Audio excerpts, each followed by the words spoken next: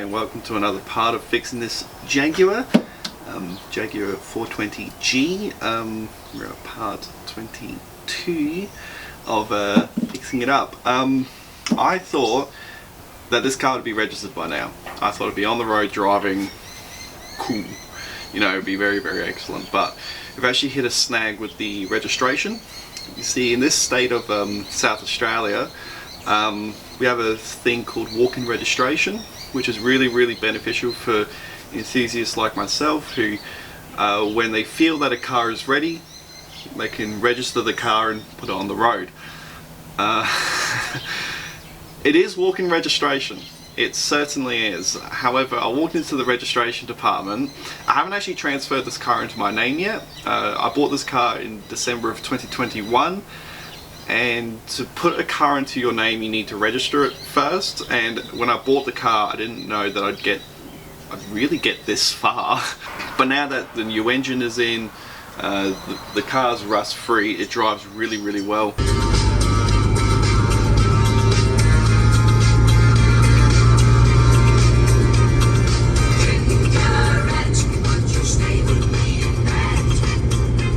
I found out at the Service SA, which is the DMV, that I can't register this car because the engine numbers don't match, which I expected because this block is a new block. However, I didn't know it was a requirement that they had to match. So I have to get an ID check for this car, which means that it will have to see a roadworthy inspector, which means that I now have to take this car to the next level. It will pass registration, it's just got to see an inspector now. So I've got it. So recently I've just been tinkering and making sure that everything works, like all the safety equipment works. So do excuse the bad angle, but these are 205/14 light commercial tires. I like the straighter sidewall on them. They can hold this 2-ton barge pretty darn well. They don't deflate after a few days. Yeah, they work really, really well. They grip more than you'd think. Well, especially compared to the tires they used to have on it, which were deflating McGee's. There's not a lot of choice for 14-inch tires anymore. What's it? The set cost me about $600. That's a lot of cash, but I need it for roadie. Not to say that I wasn't going to put tires onto it if it wasn't for the roadworthy, but well, I had to buy them no matter what now. So no, I'm very, very happy with these fresh tires on the car. And they are 14s. I haven't gone with the Jaguar XJ6 15-inch tires, which is a common upgrade or mod or something that you can do with these 420Gs Mark 10s, is put 15-inch XJ6 rims onto it because they've got the same stud pattern, and being a 15 you get more tire options. So maybe that's something to consider for the future, but at the moment it's still wearing its 14-inch stock Steelies and fresh tires. Another thing that I wanted to work on was, since it was now going for a roadie, there were a few things I had to tidy up that I thought was going to be, yeah, it's fine, but they're not. So what I did was I actually made radiator mounts for the radiator, because if you remember, we put a Jeep Grand Cherokee radiator in here and not recalled the standard 420G radiator in it. So they're very simple brackets. It was on the list of things to do, but I just didn't get around to it. But I literally had fucking safety wire holding this up. It's in there pretty damn good. If you ever think that you need like a whole fucking place to fix one of these cars, right? Look where I'm working. I'm making some radiator mount brackets to help it get past registration and ID checks. And I'm welding up these brand new brackets. And if we zoom out, this is where I'm working. I'm working in between a car and a table full of shit and a carport that's not clean. I can just walk down here, squat down and fucking work on it. So if you ever think you have no space, if you have a passageway like this, you're fine, man. So another item that I had to work on was the headlight circuits. I had one headlight working and I thought, hey, you know, it's just probably just a loose wire. No, it was a few things. So if you remember, I wired in a Holden Kingswood dipper switch, because the foot dipper that I took out of this car was destroyed by the rusted out floors. So I put a Holden one in there because it was something like 15 bucks and it was just available. It was like off the shelf available. So I stuck that in there. It was 2 bolts and then rewire it, and that wasn't wired correctly. Only one set of circuits was wired. Also the headlights, so the main beams and the high beams, so these are high beam lights here and these are the main beams here. Both of these are on their own fusing circuits, so that's fused and that's fused. These would come on but sporadically, and a big issue with what I was working through here and what I'm still working through is grounding issues. So with the main beam, I found out that under this headlight where its headlight loom is, there's a lot of wires that were a bit shit looking. They're all like frayed and just terrible repairs. Like previous owner like twisted up the wires and put them together, and terrible stuff. I'll throw a picture up on the screen of that. I replaced those, I gave it a good earth.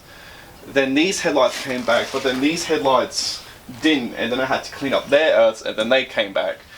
So I've got headlights again. What I saw were main beams, high beams. What I saw were main beams before were the high beams, but all the lights were off. But then I found out about the 2 fuses, and I got headlights again. The only blown headlight was this one. This one actually came out of my Kingswood. I just had that in my parts car, same place where I got my steering arms from. They're all 7-inch sealed beam headlamps, so this just bolted straight in. So another issue that I faced was the fact that the earths were all shattered on this, and you can tell that it's an earthing issue when the headlights are very intermittent, like they either turn on or turn off, or it's all based on load as well, like how much electronics you have on at the time. You can't overload earth circuits. So what you're looking at is right here. This is the earthing point for the headlights and the indicators on this side of the car. You got your main beams on this side, you got your high beam, you got your main beams, you got your high beams, you got your indicator assembly, you've also got your horn relay, and we'll touch on that in a second. These need a really clean earth, and I've cleaned that up and stuck that back in, and the headlights came on this side, and the indicators were more reliable, but they weren't, because the indicators would stop as soon as you put the headlights on. The problem with earthing this earth strap to the manifold is that the manifold is porcelain coated, and that didn't afford a good ground. So this battery just stopped working when you turn the electronics on, and I didn't know why, and it was happening like that for the whole time I was using it. But yeah, it's the porcelain coating and it doesn't get a good enough ground. So what I did was I ran the earth strap to here. I found like a bolt, or like a rubber grommet that was just there, and I knocked that out, and I drilled it out a little bit, and I stuck this bolt through it. I like rubbed back the paint so it could get a really good ground, and so this battery's earthed to the chassis now rather than to the engine. Now this is going to come down to how much you guys can see now, but I'm going to move this hose out the way and hopefully you'll be able to see it. But right there, it's a fairly hidden wire, and it goes to the hood latch and the brake fluid assembly bracket, and that's an earth strap there. And for fuse number 3, so the indicators, the interior lamps, and that's it. The horns, I think, the horn button, it's grounded out here. And I couldn't find that for a long time, but it's just right here. So I took that off, gave it a really good clean, stuck it back together, and now I can run the indicators with the headlights running. I'm almost to the stage now where I'll take it to an ID check and be confident in my workmanship. The one issue that we're dealing with now, before I'll take it, is the horn button. So what you have here is you've got like, this is for the adjustable steering column, it's like a brass rod, which I believe grounds out, or receives power from under the steering column.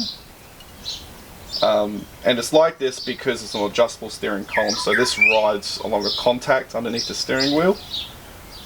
And what we're dealing with now is that the horns don't work. So I've replaced the relay with a Narva unit, a Narva relay, just a normally open relay. I think it was like 16 bucks to replace the 1967 stamped relay. I know it's probably not what you're supposed to do, maybe, but I bought that relay. I'm trying to find the signal wire that comes to the horns so I can wire up the relay and find out what the issue is.